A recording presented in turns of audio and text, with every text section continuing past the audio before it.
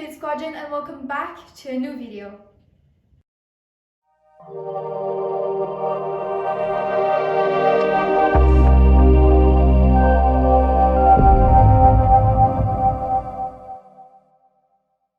On Sunday, February 5th, 8 cadets participated in a local effective speaking competition. Their wonderful speeches were filmed, and in this video, you will get to see them. Judges, distinguished guests, I'd like for you to take a step back and think about this one question I have for you. How is inflation affecting us as a society? Have you seen the Each rectangle of light, clenched in her hands so tight, palms shakingly sweating with fright of what they might say online? A big sister, a daughter, a social media user, as well as a best friend, a high school student, and a flight surgeon. My name is Chelsea Zhang. Greetings to all ladies and gentlemen, honorable judges, and distinguished guests. Humanity has entered the digital era. Humanity has become immersed in technology. From such a young age, children are introduced to social media. Is that a revolutionary opportunity or a terrible tragedy? Humans make mistakes, for no one is immune, unforgiven, threatened, canceled, until the human breaks. What is cancel culture, and should it be relevant? La culture de l'annulation. Toi, ô grand gouvernement totalitaire, ma piètre opinion diffère, et voilà une voix de plus que tu veux faire taire. Parfois, je souhaite que tu vois les ravages que tu fais sur ta proie. Le sourire que j'avais autrefois est dorénavant perdu. Ma mère, mon père, mes amis ne l'auront jamais cru. Une jeune fille, une fois tant sympathique, maintenant corrompue par des mots en ligne, l'emprisonnant comme des chaînes tordues. Tu es un menteur, tu ne veux que du mal. Tu dis que c'est pour corriger mes erreurs, pour me faire sentir anormal. Ton but, c'est d'annuler, de rectifier les inégalités. Mais en réalité, ton but, c'est d'humilier. Tes commentaires sont comme des coups de poing. Un coup de poing, je me relève, je retiens mes larmes et je parle un peu moins. 2, 3, 4, 5 coups. Je m'écroule à terre, effrayée de me relever debout. Mais cela n'est pas assez pour te satisfaire. Lentement, 5 devient 10, 10 devient 100. Comme un sangsue, tu suces mon sang sans s'en rendre compte dans mes visages grimaçants de cette douleur incessante. Et rapidement, je me noie dans le néant. Oh, you, our dear cherry-picked little flower. Petal by petal, we have plucked you. Little by little, we have slandered you. Until you plummeted deeper and deeper. We canceled you, for we are offended. How dare you make such a mistake? How dare you put your reputation at stake? We are here to eradicate all mistakes. We are a disease, virus by virus, victim by victim. We grow on every inch, every cell in your body, until your body breaks.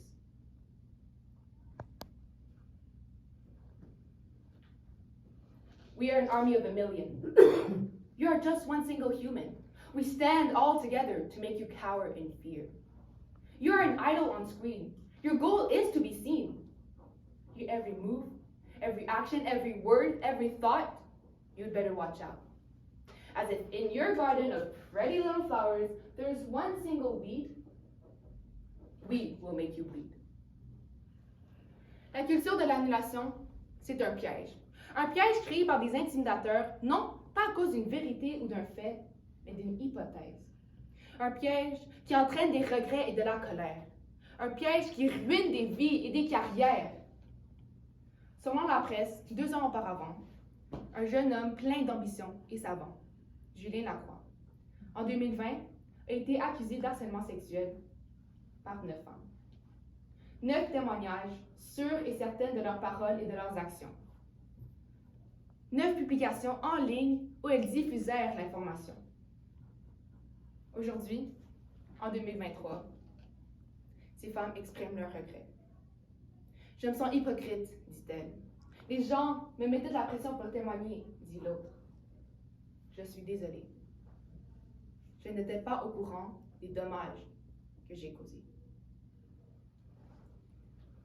In this world, immersed in innovation and technology, millions and millions of public figures are cancelled, forced to make a public apology, forced to see their dignity get trampled, forced to see their life fall in shambles. But underneath it all, they're just like you and me. Sisters, daughters, mothers, fathers, sons, brothers, friends, co-workers, classmates, actors, comedians, artists, teachers, students, humans. Humans. We all make mistakes.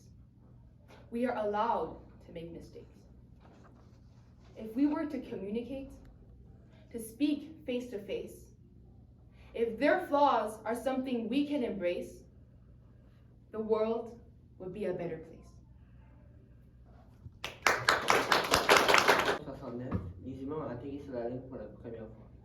Mais depuis, je pense qu'on a fait beaucoup de progrès concernant dans les exploits concernant la Lune.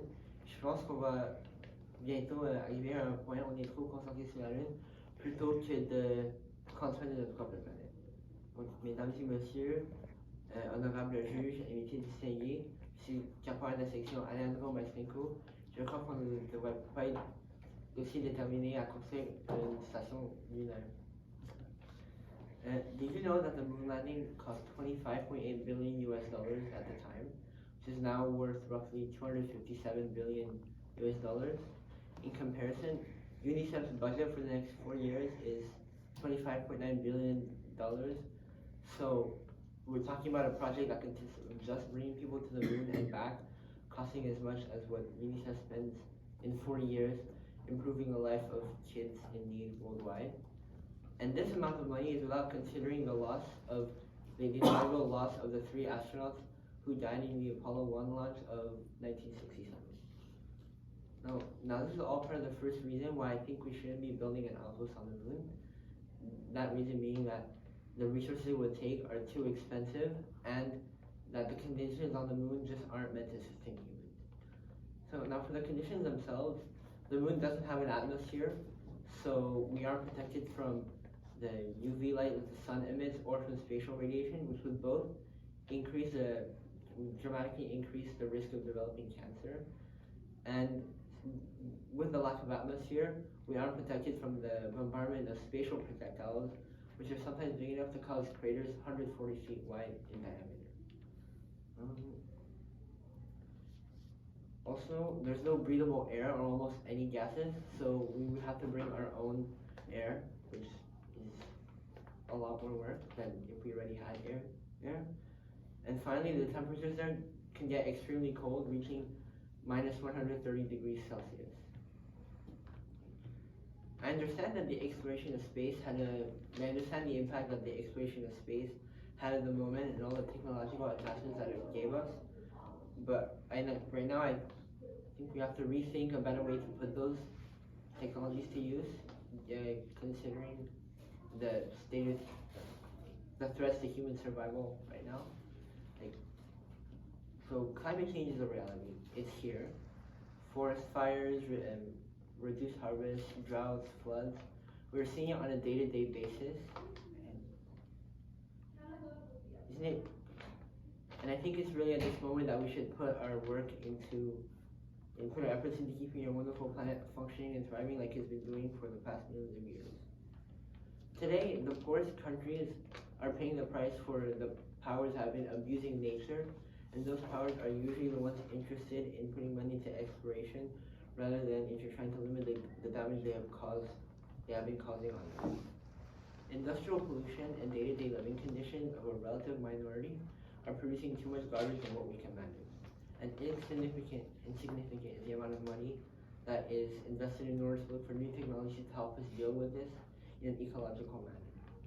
Now, some people can say to justify it that the outpost on the moon would improve the resources from the moon would help improve life on Earth. But as I mentioned before, to even have access to those resources, we need to sacrifice a lot of resources from Earth. And we do not know the consequences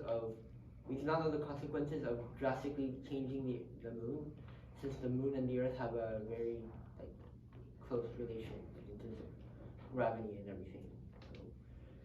And to support my position, I'd like to mention the useful partnership between countries to keep the International Space Station functioning. This station needs an incredible amount of money, but has been a way to continue exploring space in which much less risks are present than like building a moon outpost. Although the construction of the ISS has been extremely complex and ambitious, it would be like building a treehouse compared to what it's like to build a moon outpost, since the ISS is only 400 kilometers away from us, but the moon is 380,000 kilometers, which is a lot more. So I think it's completely necessary to continue exploring other ways to explore space for now. And I think one of the best way to do that is with robots, with rovers like Curiosity and Opportunity, the ones we've sent to Mars, because they have produced incredible scientific results, and we proved that they work. And also, they're much easier to maintain than humans in space, and because they contain virtually zero risk to human safety. So, donc au total, je crois que nous devons que la construction d'une station lunaire serait pas vraiment utile ou avantageuse en ce moment, à cause de toutes les raisons mentionnées précédemment, qui la rendraient ce projet très dur. Et vous, qu'en pensez-vous que serait la meilleure décision pour le moment? Pas plus tard que le 12 novembre dernier, plusieurs compagnies, dont Microsoft et IKEA, faisaient appel au gouvernement et les contactaient concernant le changement climatique. Ils disaient qu'il fallait limiter le réchauffement climatique à 1,5 degré Celsius et agir rapidement face au projet d'énergie propre. Certes, c'est un appel important. Mais avons-nous saisi le vrai problème? Est-ce que le réchauffement climatique et les sources d'énergie propre devraient être nos priorités en tant que société? Ou sommes-nous un petit peu simplistes et dupes de penser ainsi? Laissez-moi vous donner quelques statistiques apocalyptiques. En quelques millénaires, nous avons éradiqué le 2/3 des arbres. En quelques décennies, à peine 40 ans, nous avons éradiqué le 2/3 des mammifères et des poissons. En quelques années seulement, nous avons éradiqué le 2/3 des insectes. C'est une catastrophe planétaire. Ce n'est pas une peur du futur, c'est un constat du passé. Nous représentons 0,01% des vivants sur cette terre et nous sommes responsables pour 85% des morts animales. Le réchauffement climatique a un effet direct sur nous. C'est pourquoi nous en parlons plus. Mais nous ratons notre cible. C'est un faux problème. Comme le dit si bien Aurélien Marot, astrophysicien et philosophe français, je pourrais avoir un bulldozer qui fonctionne à l'énergie solaire.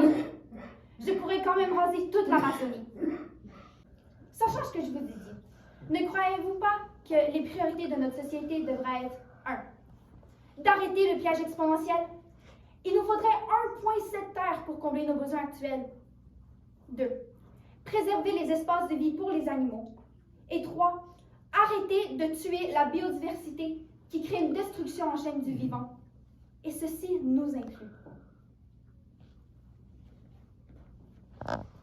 Mesdames et messieurs, honorables juges, invités distingués, je suis votre alarme climatique, Sgt Saint-Georges. Et aujourd'hui, parlons de ce que devrait être la priorité de notre société. So, is there any hope? Will scientists and engineers save us with inventions and new technologies? I think not. Because we're facing the 6th mass extinction, and we're both the victims and the predators. All this due to human expansion. I believe that if we admit to ourselves that we're not the solution, but the problem, we have a chance of getting out of it. Think about it. We could be recognized by future generations as the citizens who have reimagined, rebuilt, and recreated a new world versus the civilization of failure. It does not mean living like the tribes in the forest or the people from Middle Ages. I'm simply saying that we have the opportunity to have a habitable planet over the sake of our comfort. Do we need to have big, nice houses and drive nice cars and travel so much? All this instead of giving generations a future to come? Because I can do it. Do I have to? Do I have to buy that shirt just because it is inexpensive? Without thinking a minute, it wasted precious resources? We must change our mentalities. Think differently. We must believe that this world could be different. And as long as we think that driving a 2-ton electric car with 400 kilos lithium battery in it is green, as long as we have the magical thought that planting trees is going to save us, and as long as our leaders think that growth equals cutting down a space full of life and replacing it with a commercial space,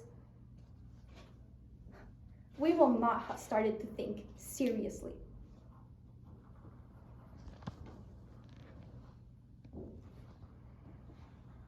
La question qu'on va se poser est, que voulons-nous? Pour nous, pour le futur, pour notre futur. Face à l'urgence, on n'a plus le choix d'inventer un nouveau monde.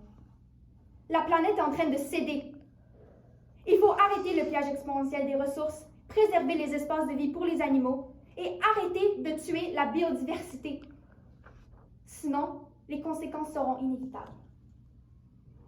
La Terre, elle continuera de tourner, mais elle aura perdu de son essence même. La diversité de sa faune et de sa flore. L'humain, dans son délire, aura entraîné dans sa perte 7 millions d'espèces animales et de plantes.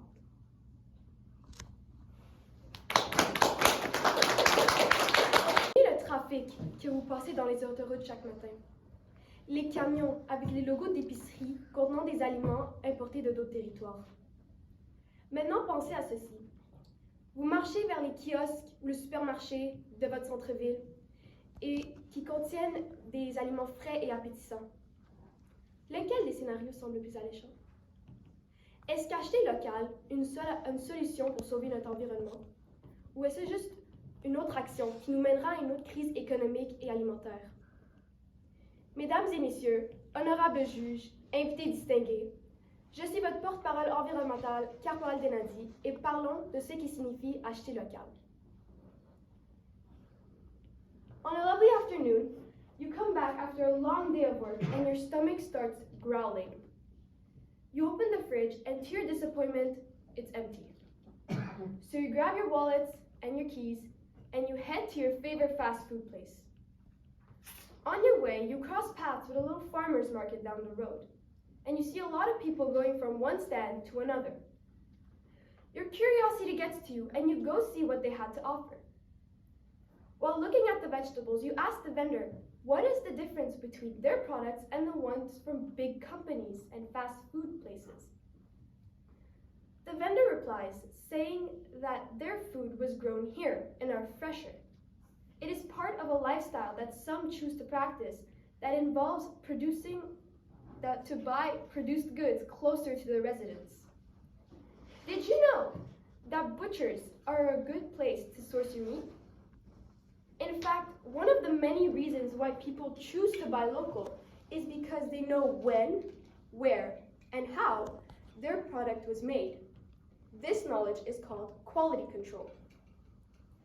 By buying local, we reduce the waiting time we have to wait to get our food, which reduces the percentage of the food going bad, and we waste less petrol. Your bags are now full to the brim with colorful fruits and vegetables.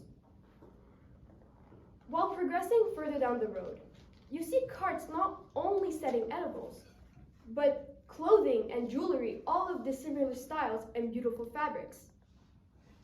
Like the food vendor, you go ask the merchants what is the gap between their garbs and the ones from popular boutiques and big industries. The merchant says that mass-produced clothing industries produced more clothing in less time with less quality than expected. And plus, Sometimes the price for these clothing are absolutely abnormal. Also, the workers, the employees working in these factories, they don't have sometimes the best working conditions. If they get injured or ill, some of them don't have the insurance to come back. Buying local means that you buy creative, original clothing that are also adapted to the weather you face. Let's take Quebec as an example. It's cold, it's frosty.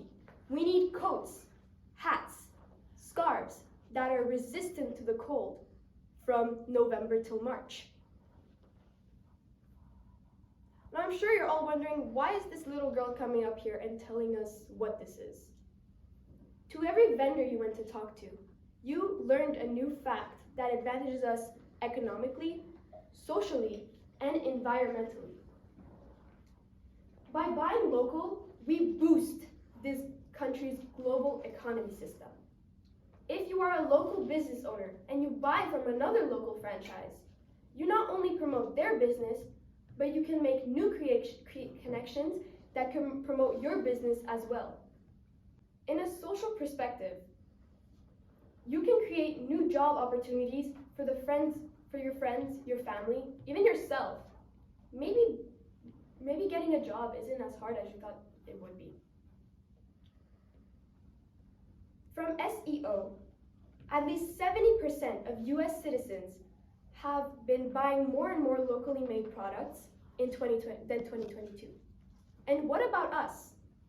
Well, Statistia says that at least 28% of us have been buying more and more locally made products than the previous year. Another reason why we should buy local is because it reduces world famine. Pour finir, notre planète endure et souffre les conséquences de diverses activités humaines, comme la surconsommation des acheteurs ou le pétrole gaspillé pour importer nos produits, ce qui cause la pollution aérienne. En achetant local, nous pouvons réduire ces parties de consommation et essayer de réduire ce qui est détruit. Ceci peut aider à développer des créations d'emplois, de réfléchir sur ce qui est utile ou non durant les magasinages hebdomadaires. À la fin, tous ces facteurs peuvent aider à réduire le petit numéro sur la caisse. I was in my mom's car. We were driving to the gas station, and when we arrived there, I saw the price of the gas, $2.08. So imagine putting 100 liters of gas in your tank. Your wallet might cry. I, Surgeon Fossi Talom, found two solutions for this particular crisis. Either we take the bus or we own an electric car. We know that taking the bus is eco-friendly, but ladies and gentlemen, honorable judges, distinguished guests, what about electric vehicles? Comme on a vu avec l'inflation, le prix a augmenté graduellement. Alors, la voiture électrique est une solution pour nos portefeuilles. En effet, Hydro-Québec nous le prouve en disant que une voiture électrique coûte 470,70 $ annuellement, alors qu'une voiture à carburant coûte 2130 $. De plus, elle émet 65% de moins de gaz à effet de serre qu'une voiture normale. Comme toute bonne chose, il y a un côté négatif, la batterie. La batterie a besoin de lithium qui est un matériau rare. Et pour la rechercher, elle est très polluante. Radio-Canada, le Radio-Canada a fait une enquête et découvre que une voiture électrique émet beaucoup plus de CO2 qu'une voiture normale lorsqu'elle sort d'une usine. Et aussi, la société Craig nous annonce que si tout le monde achète une voiture électrique, nos réserves en lithium seraient épuisées. Heureusement pour nous, les villes nous offrent une alternative très compromettante, les transports publics. Ces transports publics sont éco-responsables et émettent moins de CO2 que toute autre voiture. De plus, elle est bonne pour notre santé. C'est bon pour notre santé quand on court ou par exemple on attend debout pour attendre le bus. Alors imaginez, vous perdez au moins plusieurs kilos à cause d'avoir fait un régime. In summary, electric vehicles are the solution for our planet. But it has disadvantages like its fabrication and also this consumption of lithium. Also, but at the same time, it saves our money for good stuff. Alternatives like buses and bikes can help us get to point A to a point B. And also, it reduces our footprint in our daily life. At some point, we have to consider that our impact is very important in the nature. So it's very important to think about how we react in this planet.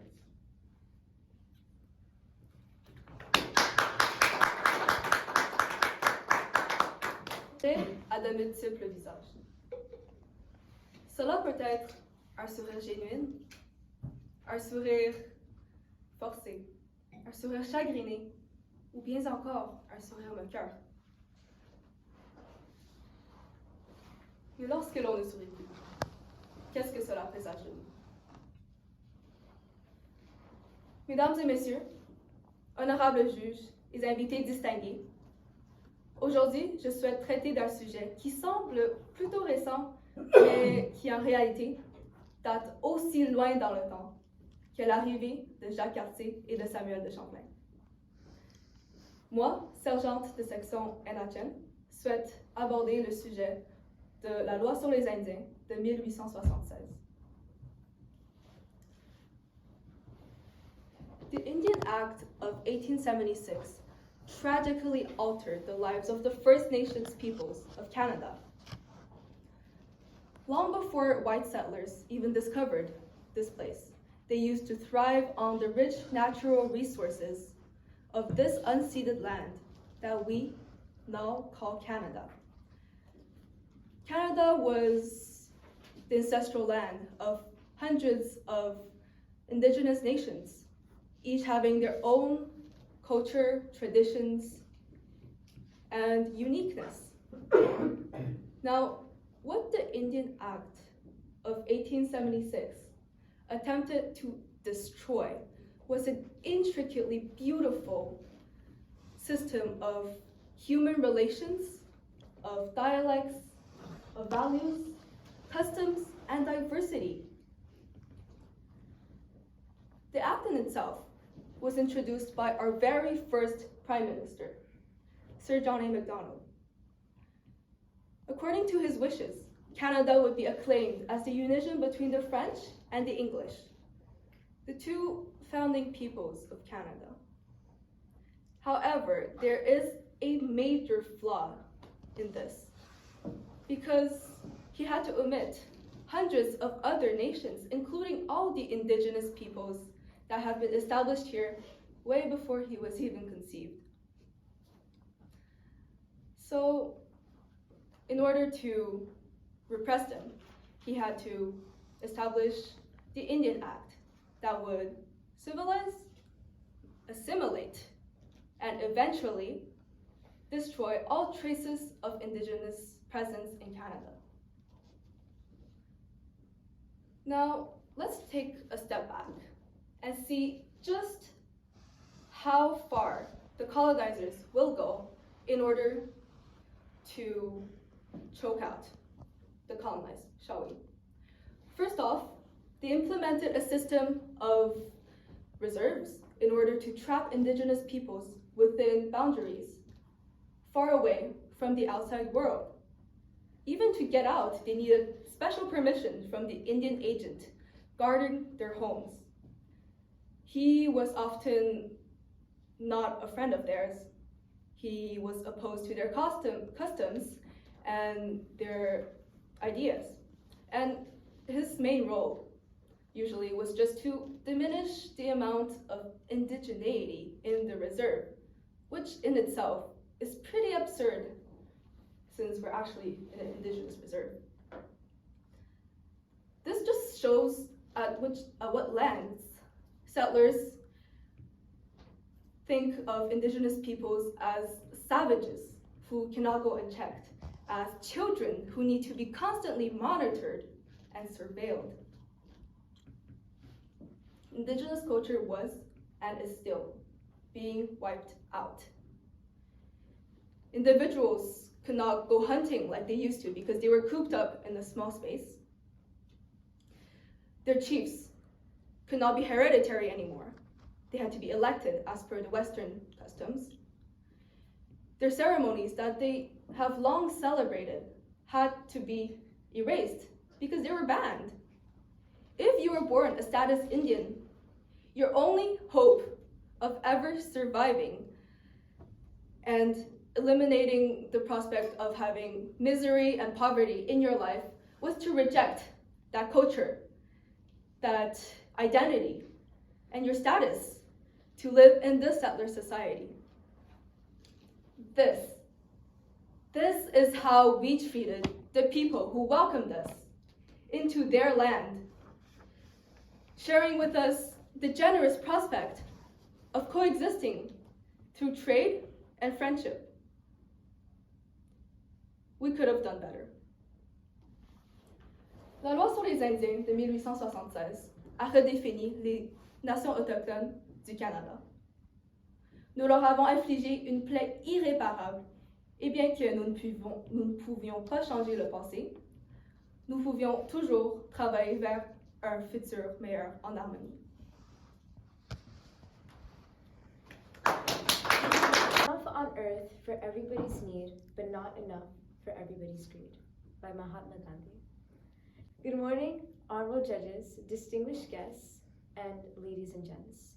My name is Cpl Bamania from 38th Squadron, and today I will be your environmentalist to tell you about what is sustainable energy. Sustainable energy is when needs are met without having to compromise with future generations' needs. Sustainable energy is one of the main resources human beings rely on in everyday life. We use sustainable energy when we turn on the lights, when we use our dishwasher, or to even cook food. Some examples of sustainable energy being hydro, wind, and solar power. Wood was one of the main resources used by prehistoric humans during the Neolithic time period from 8,500 BC to 3,000 BC. This resource helped the prehistoric humans create lights, have some warmth, and to make food. After fire, later comes electricity. As a physicist once discovered how electrical currents were made when light passed electrical conductors. Now, here we are today. With the grace of modern technology, we are able to do things that were unthinkable in our past. Unlike fossil fuels, sustainable energy meets our energy requirements without the possibility of running out. Thus, sustainable energy is our answer towards our energy demands.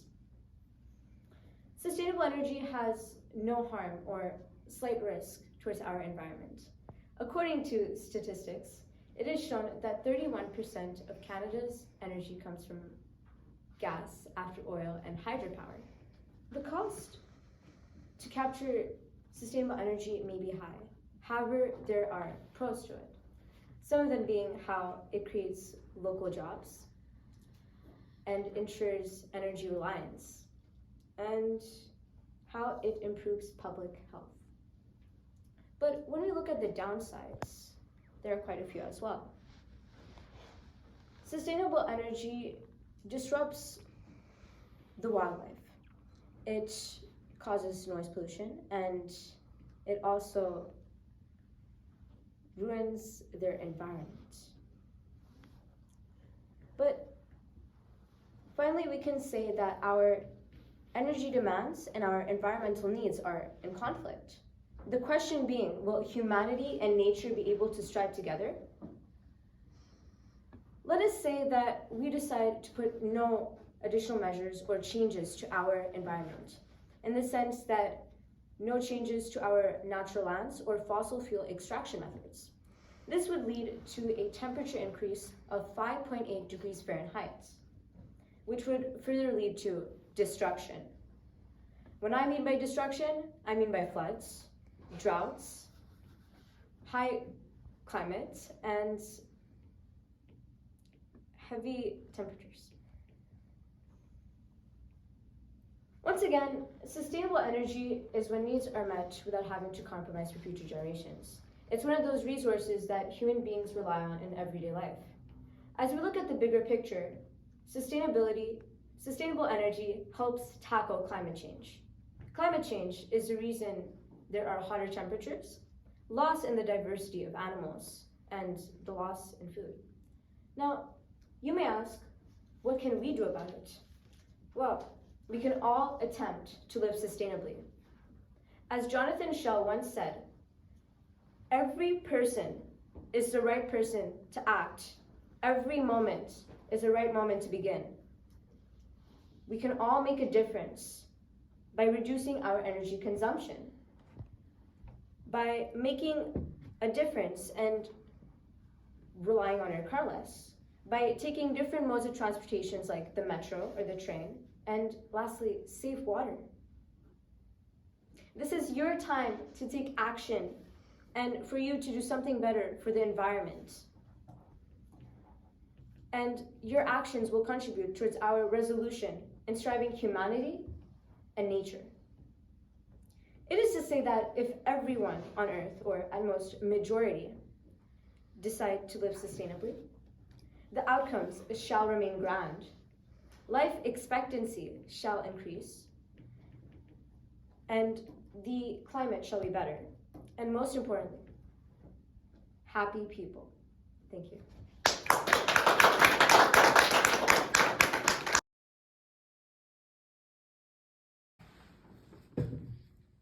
Running around with endless joy. Those memories and times of riding your bike or simply spending time with your family. But wait. From growing up, we realized that now we're not really young anymore. We have all these responsibilities, all these tests, all these quizzes, all these new things that we now have to take care of. But what happened? Good morning, honorable judges, distinguished guests, and ladies and gents. My name is Cpl Bamania, your expert on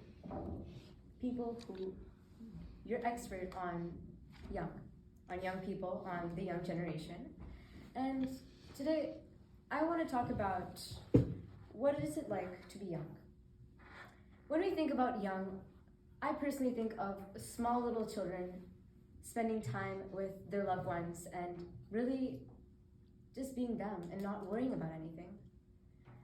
Walking around in the streets, playing games, and being happy. Of course, life is a process.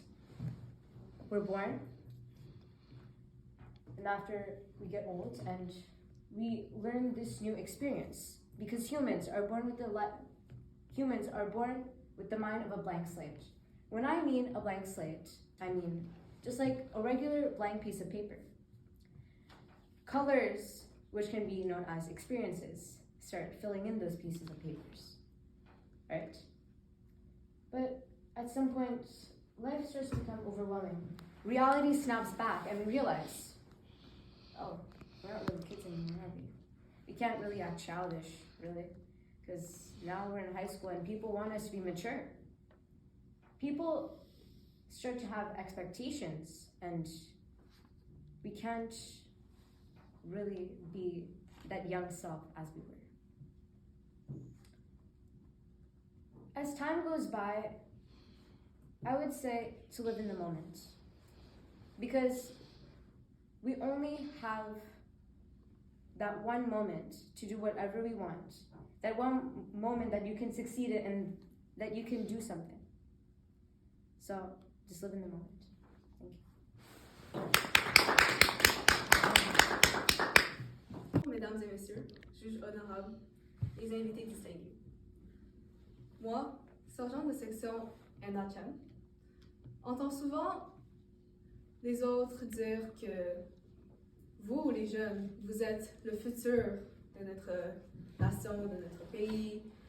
C'est vous qui allez bâtir le futur proche et lointain. Et moi, en tant que jeune de Montréal, j'ai toujours pensé à ce que c'était vraiment d'être jeune.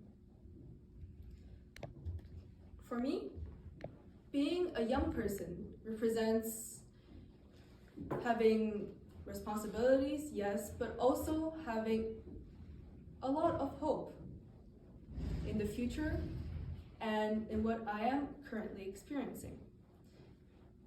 For example, at school, I learned about various techniques and materials that could be useful for me in the future.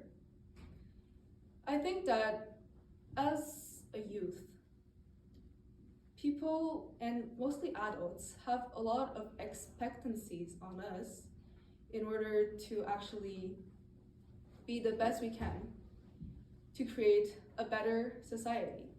And I think that as a youth, we do have influence over how we can change the world into a future that we desire it to look like.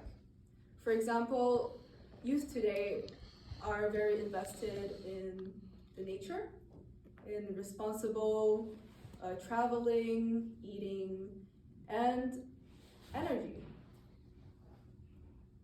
Youth today represent a hope for tomorrow.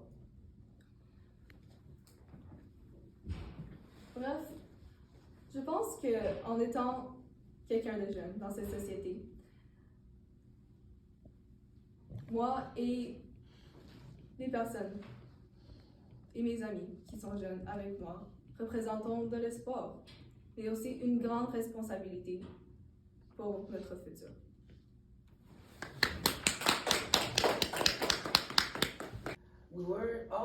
We have been all kids.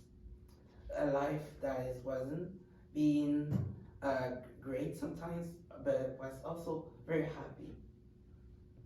What I mean by that is that life is like a road that everyone's supposed to start. Ladies and gentlemen, honorable judges, distinguished guests, what does it mean to be young? La jeunesse peut être aussi comparée à l'enfance. La vie là où on vit plusieurs aventures, où nous sommes joyeux en tant que tel. La vie aussi commence toujours par la jeunesse, là où on est aussi, comme je le disais avant, un enfant. La vie est très simple à partir de là. La jeunesse aussi veut aussi resignifier le corps humain. Le corps humain est très complexe, mais en tant que tel, elle est simple à la jeunesse. À la jeunesse, elle fonctionne extrêmement bien. Les anticorps sont bien développés, mais c'est plus le temps passe que tout se dégrade. La jeunesse est comparée aussi au regard. On peut avoir l'air jeune ou avoir l'air vieux. C'est les détails des fois qu'on regarde, comme par exemple les cheveux blancs, ou par exemple juste le fait qu'on a plein de couleurs sur nos cheveux, décrit notre corps. All in all, young age is simply like the start of our road, and it finishes with death.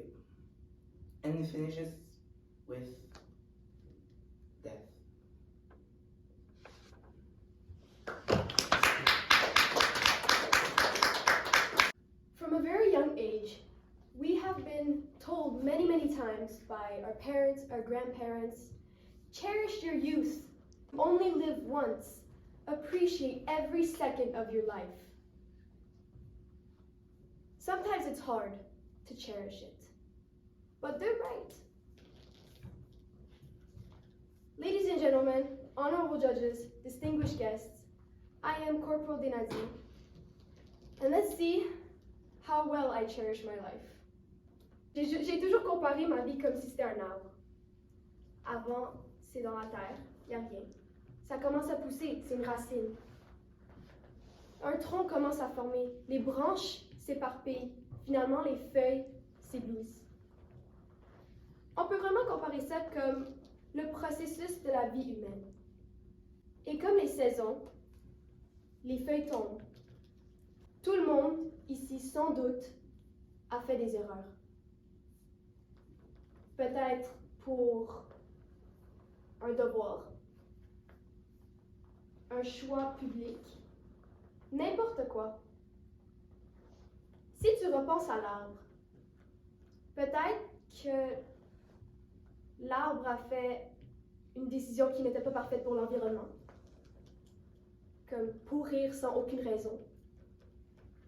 Mon point, c'est que l'arbre meurt, mais un nouveau arbre pourrait se développer, comme l'intellect humain. Nous faisons des erreurs dans notre vie, mais on apprend de ça et on grandit selon le temps. On peut parler par expérience les choses qui s'est passées.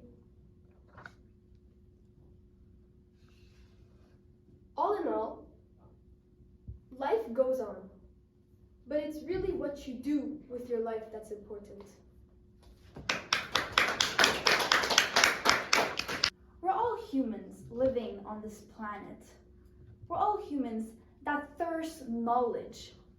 We all want to grow up and go live our lives, do something amazing. But what about little children? They're only 5 years old and they're already influenced by the internet and people telling them, you need to make money fast because you need to pay for your studies. You need to pay if you want to be a doctor. But what about what their dream is? What about what they want while being young? Ladies and gentlemen, honorable judges, distinguished guests, I am Sgt St-Georges, and today, let's talk about what it means to be young. Being young is sometimes kind of boring. You're not allowed to do anything you want, and you're not allowed to drink alcohol or have more than 2 hours of television per day. But it's also awesome because you get to explore the world as a tiny little innocent human.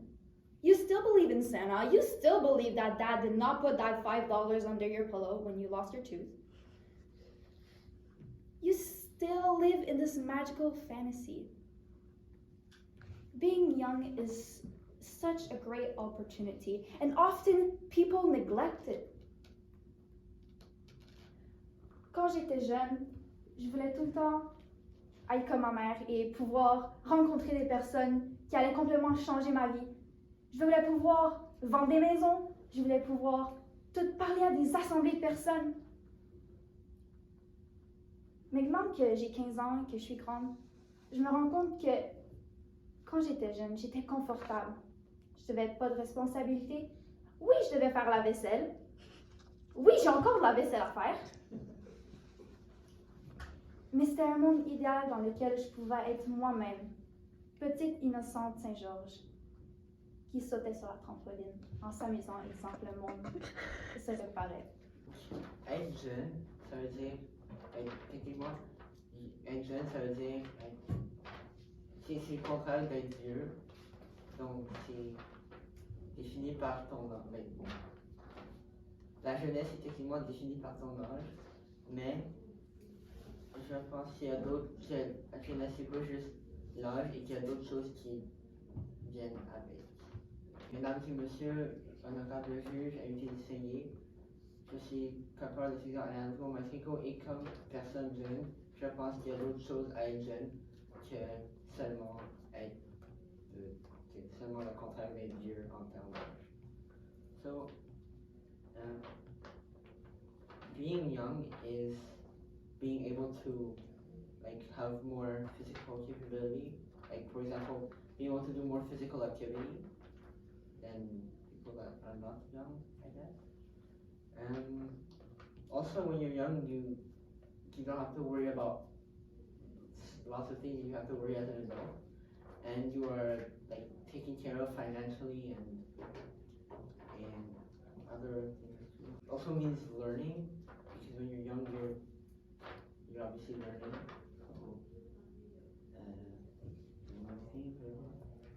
And this is all what I think. Yeah. Donc ça, c'est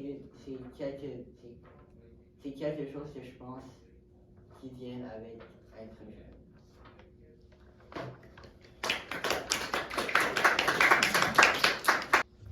Vous vous rappelez quand vous étiez jeune, quand dans votre plat de salade, vous prenez juste les croutons, vous ne voulez pas manger les laitues. Quand on mangeait pendant les repas, on mangeait un plat avec des brocolis, des légumes, des carottes.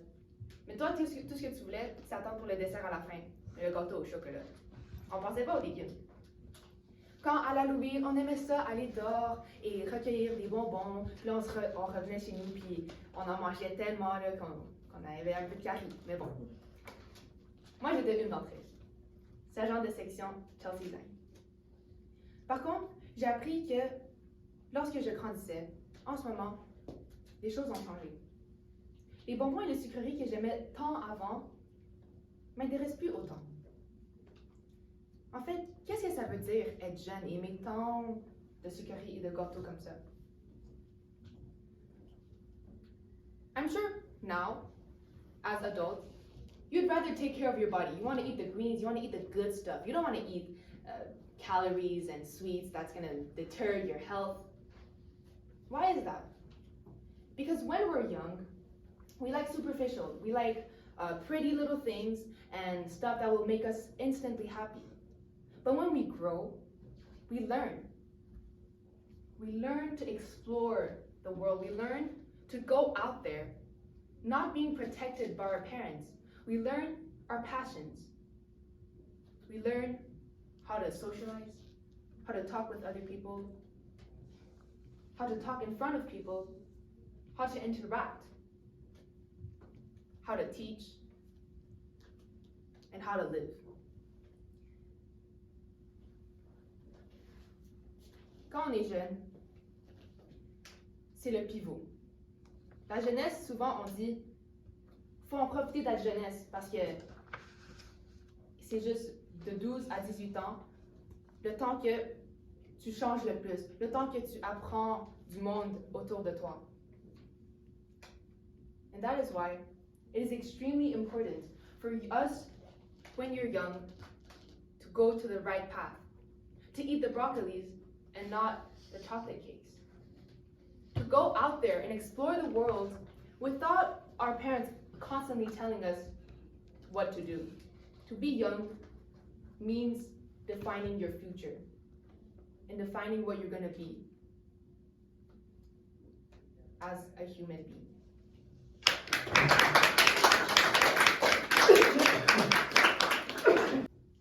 Ladies and gentlemen, honorable judges, distinguished guests, I'd like to tell you my story of my 15 years that I've lived so far, starting from primary school.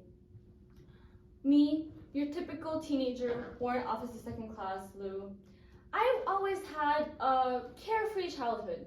I was surrounded with good parents, a supporting family.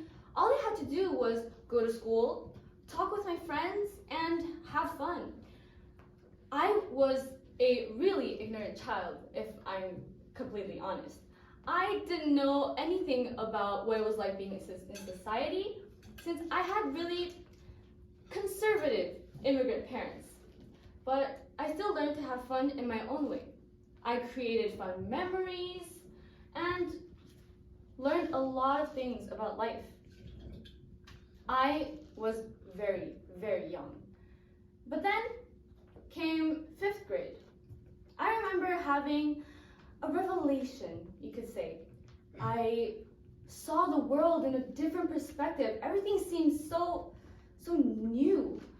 When I was young, all I saw was through this lens of blurred emotions. I never had clear thoughts. But then in 5th grade, I started liking someone. I started liking this really nice boy who was really kind to me. And then I suddenly learned about new emotions, new struggles, new thoughts, confusion. Did he like me back? All of these thoughts kept storming my brain non-stop. I would dream about him. I'd wake up and text him, be like, hey, how are you? Did you sleep well? I was head over heels for him. But then I moved on, as everyone does. And came high school. I was a bit less young, if I could say that. I didn't really like anyone. I didn't find any interest in life. And I really thought that my purpose was just to get good grades or learn new things. But then I realized being young really meant that I had to create new experiences, learn new things, keep having fun. I couldn't just throw all of that back and pretend that didn't exist. I had to stay young-spirited and be able to have fun, create memories, and have new experiences.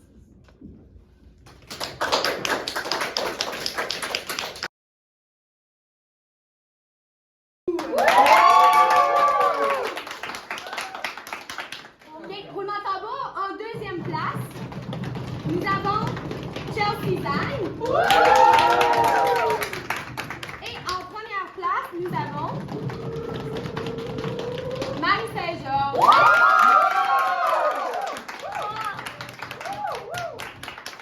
Alors, félicitations à tous. Salut. Ben non, c'est correct. Félicitations à tous, beau travail. Honnêtement, très très beau travail. J'aimerais ça faire une mention spéciale à Maistrenko, hein? Ouais. Parce que tu as réussi à le faire au complet, ton texte, tu avais un texte préparé, tu es allé chercher l'aide que tu avais besoin, puis c'est une nette amélioration. Félicitations.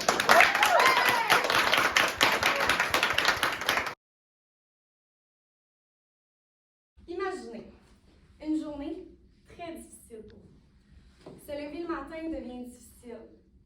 On se réveille, un peu comme moi ce matin. C'est difficile. Nos yeux collent ensemble. La difficulté d'avancer, de se lever de son lit. Mais on commence une étape à la fois. On se lève et la journée avance. On déjeune. Finalement, on n'a plus de bagel avec du cream cheese. On est pris à manger du gruau. Bon, la journée continue. Est-ce vraiment ce qu'on va en laisser? Dans ce cas-là, moi, perso, je vais à l'épicerie et je m'achète des bagels. Là. Mais si c'est pas ça la prochaine étape pour vous, une étape à la fois. Je vais au travail. Moi, personnellement, je travaille en centre jeunesse. Ça veut dire qu'à tous les jours, je travaille avec des jeunes en difficulté. Des jeunes que les parents les ont négligés, abandonnés. Des jeunes qui, à tous les jours, décident de consommer plutôt que d'avancer, plutôt que d'aller à l'école, plutôt que d'étudier et d'avoir l'opportunité d'avoir des amis avec qui ils peuvent faire confiance et avec qui ils peuvent s'entretenir. Donc, quand moi je vais au travail, il faut que je garde ça en tête. Ces difficultés-là ne sont pas partout. Hein? Moi, j'ai été élevée, puis honnêtement, c'était une belle vie quand je me compare à ça. Mais vos difficultés à vous ne sont pas moindres parce que vous n'avez pas consommé toute votre vie ou parce que vos parents ne vous ont pas abandonné. Mais une étape à la fois. C'est la règle d'or, je vous le dis. Parce que quand j'y vais, ces enfants-là, ils ont le sourire. Ils me racontent des jokes. Un canard lève une patte, il lève ton patte puis il tombe ses fesses. Il se trouve bien drôle, son crampé raide. Mais ça change pas le fait que le parent, il a quand même abandonné cet enfant-là. Ou cet enfant-là, il a des caries partout dans la bouche parce que ses parents ne lui ont pas dit qu'il fallait qu'il se brosse les dents. Rappelez-vous, une étape à la fois. Les petits bonheurs vont vous apporter plus loin. Les petits bonheurs vont vous rendre où que vous voulez aller. Pour moi, le bonheur, c'est ça. C'est d'aller une étape à la fois vers le bonheur, vers ce que j'aimerais que ce soit.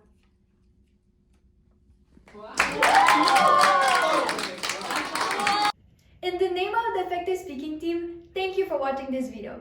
We hope you enjoyed it and that it will make you want to join us. I recommend it, it's very fun. Goodbye, Junior Wildcats, and see you in the next video.